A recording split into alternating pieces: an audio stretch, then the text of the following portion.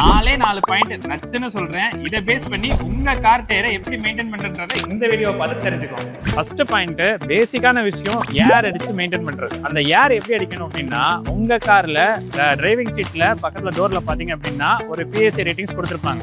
எந்தெந்த டயர்ஸ்க்கு எந்தெந்த மாதிரியான ஏர்ஸ் வந்து வைக்கணும்னு சொல்லிட்டு அதை பேஸ் பண்ணி நீங்க ஏர் அடிச்சிங்க அப்படின்னா உங்க காரோட மைலேஜ் கூடுறதுக்கும் 100% சான்சஸ் இருக்கு. செகண்ட் பாயிண்ட், நான் எப்பயுமே சொல்றதுதான், கரெக்டா நீங்க அலைன்மெண்ட் அண்ட் வீல் பேலன்ஸ் வந்து ரெகுலரா பாத்தீங்கன்னாவே உங்க டயரை வந்து சேஃபா வச்சுக்கலாம்.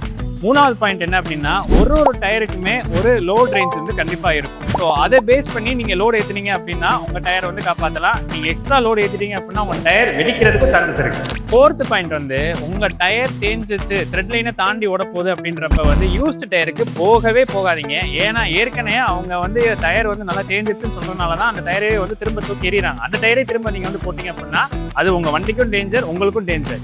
ஸோ நீங்க நியூ டயர்ஸ் போடுறது பெஸ்ட். உங்களுக்கு டயரை பத்தின ஃபுல் டீடைல்ஸ் தெரிஞ்சுக்கலனாலும் அலாய்ஸை பத்தின ஃபுல் டீடைல்ஸ் தெரிஞ்சுக்கனாலும் நம்ம எஸ்எஸ்டேட் ஷோரூமுக்கு மறக்காம விசிட் பண்ணுங்க. கீழே தெரியிற நம்பருக்கு கான்டாக்ட் பண்ணுங்க. We are anytime available. Bye.